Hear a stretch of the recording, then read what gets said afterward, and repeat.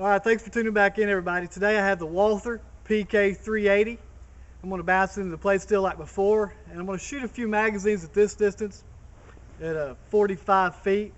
Then I'm going to take it to 40 yards and see what I can do like I did in my video of the 1911. It's a lot smaller gun. I don't expect the same results, but it'd be kind of interesting to see. Let's begin.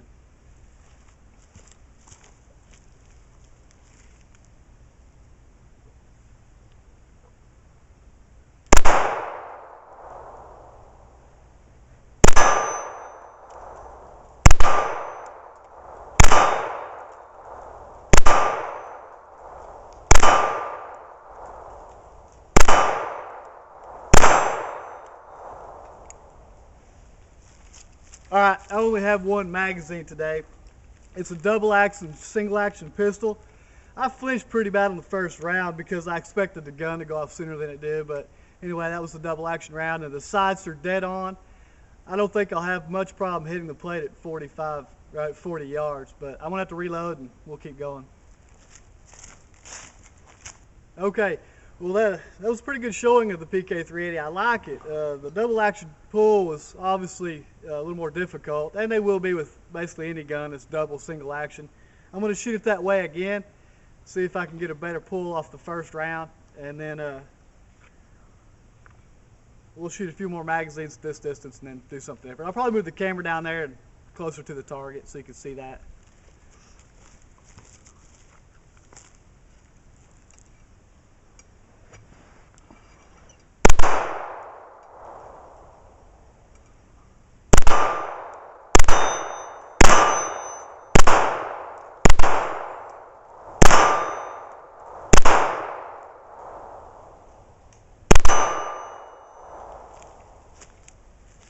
Okay, I notice what I'm doing on my misses. It's easy for me to pull the gun high. It's a lot different feel than a Glock, and of course it's a lot different feel than that 1911. I like the trigger. It'll take a lot of getting used to, but the sights are dead on. The gun is going to be a lot more accurate than I am. Nice little pistol. Alright, let's try that again. Double action to single action. I'm going to empty the magazine and take a little bit more time this time and really get a good idea of where the bullets are going. And like I said, in the first few rounds that I fired, it's dead on. I'm just going to see if I can be a little better with the pistol.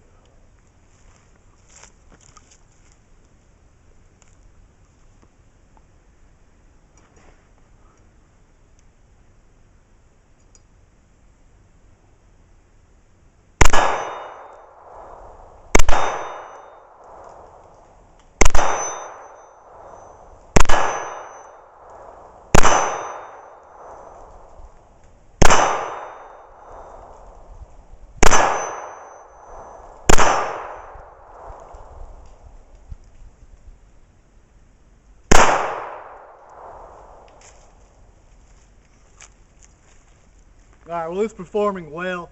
I noticed something kind of smoked me in the lip when I pulled the trigger on that 5th or 6th round. I don't know that I care for that, but as far as the pistol being good, it's working fine. It's a little weird. You can't drop the slide on this pistol with an empty magazine that's engaged. It just won't go down. There's no slide release lever. You have to release the magazine before the slide will go down. It just won't go down. But we'll talk more about likes and dislikes. First, I'm going to take it down to 40 yards and just see if I can get lucky and hit the plate at that distance. Alright, this is 40 steps. I'm 6'1". It's going to be give or take 40 yards. This is a short-barreled gun, so I don't know how well I'll be able to hit the plate, or I won't even see where I'm missing. There's nothing behind it. But let's just see if I get lucky. I'm going to shoot single action only this time because there's no way I can tell when the double action trigger's going off. It's hard to tell. So single action only.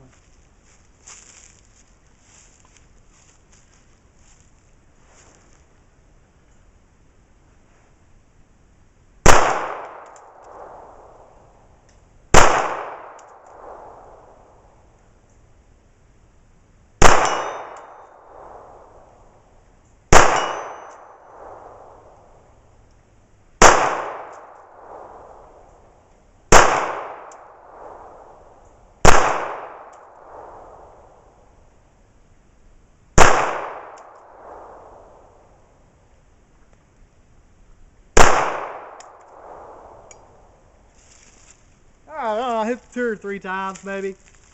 I have to hold right dead center of the plate with a 6 o'clock if I want to shoot in the center of the plate. That's just where I have to put the sights. The bullets are traveling somewhere around 900 and I think it's 80 feet per second, something like the speed of a 45 ACP. But it's not bad. I mean, it's like I said, the gun's way more accurate than the shooter will be at most times. Nice little pistol. I just don't know about releasing the magazine to lower the slide. Safety feature.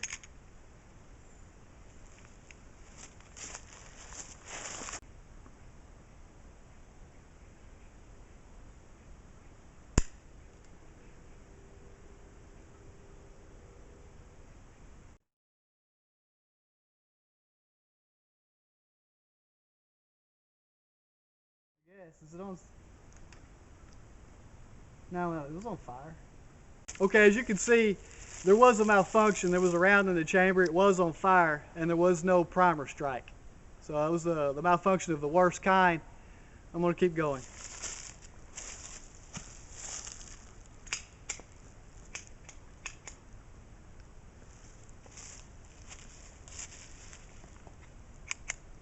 Okay, I had a failure to feed that round.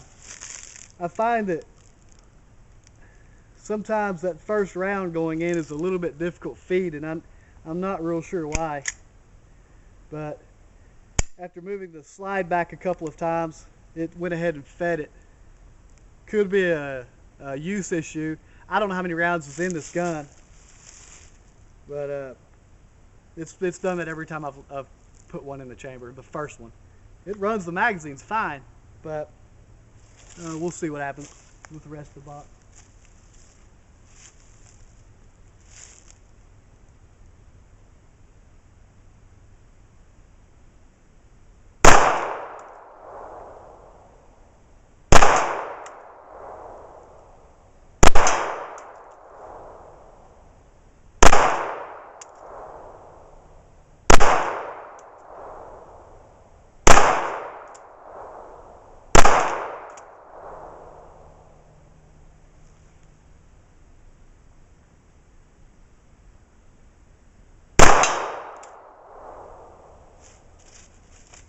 Okay, well sometimes I forget. I have to be up on the top half of the plate. I was missing low on all of those, I think. But anyway, let's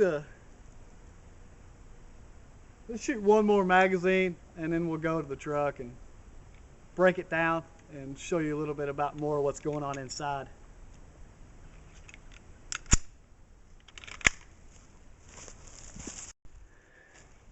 Walther PK380. That's a great little shooting pistol. I mean, I assume, just based on how clean this gun was when the owner loaned it to me, that it hasn't been fired much. So I can also assume that the sights have never been adjusted.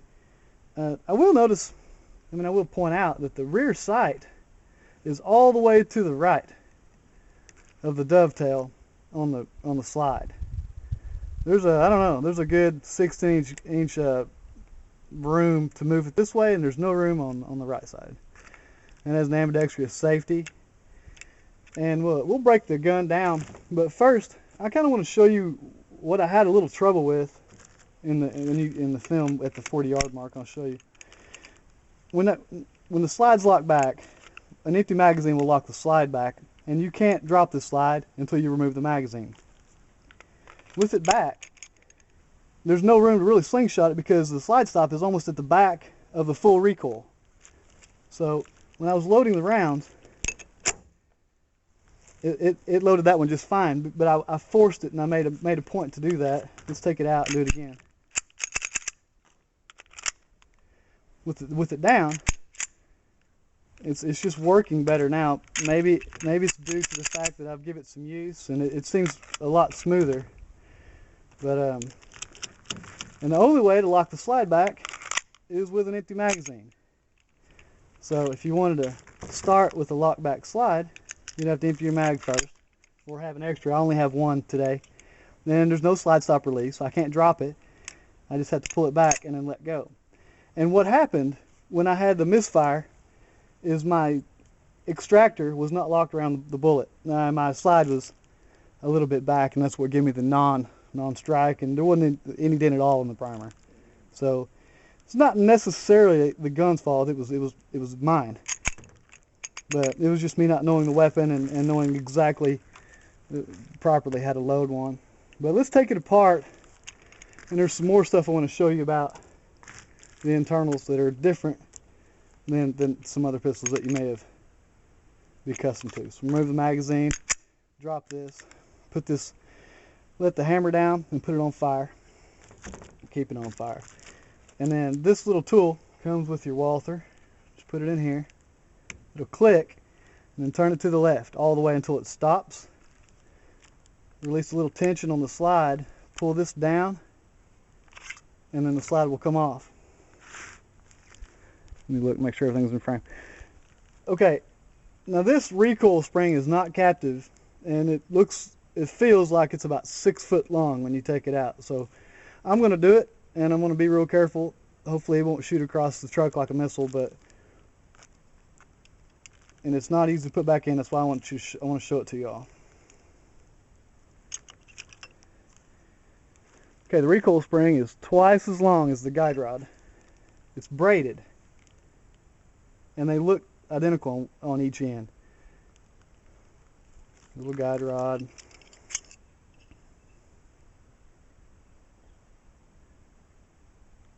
As far as construction, it looks like a lot of other, whatever slide top pistols. But let me try to put this back together, and I'll show you how I found to do it. It makes it a little easier. It's not going to be easy no matter what you do. Point the barrel away from you, and then take your fingers, and the best you can work the guide rod or the recoil spring into the guide rod. If you make a mistake and you slip, this will come out of here like a rocket. Use your fingernails. See, I slipped just then. Use your fingernails. Keep pushing until you get the guide rod exposed on the other end, and put it in the guide rod hole.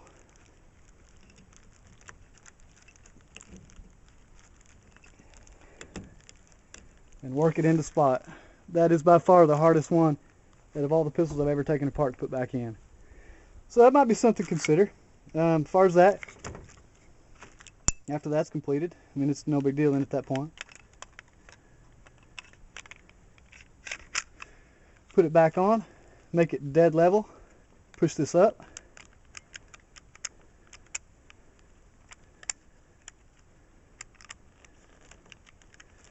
Well, it's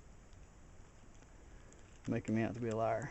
I had a little trouble with this when I practiced the other day. Okay, so you just want to relieve a little tension and push in the center. I was kind of maybe pushing more on the side of this, whatever you call this freaking thing here. All right, then turn it to the left until it stops and pull it out. Function check it.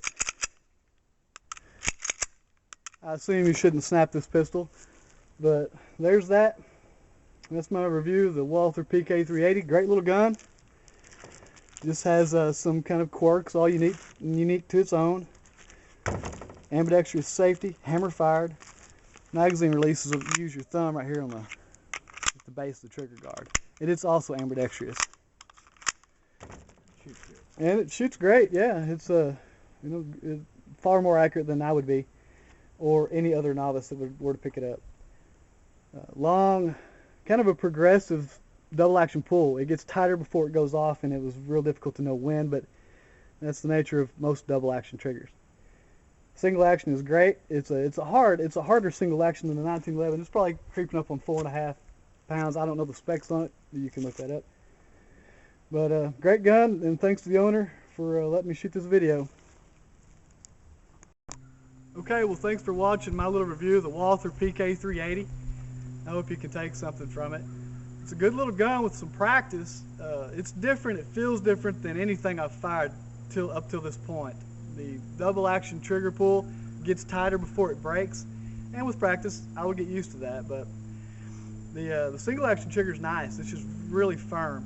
If you go back and watch my 1911 trigger pull of a Kimber, well, it was a $1,200 gun. The trigger pulls aren't going to be the same. You just have to kind of get used to one pistol versus the other. But I like it.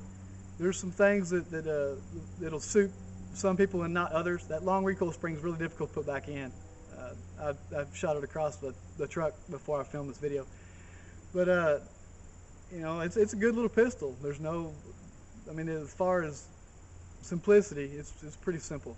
But anyway, thanks for watching. Thumbs up, comment, subscribe to my channel, and I'm gonna have videos all winter long. I'll be out here in the snow.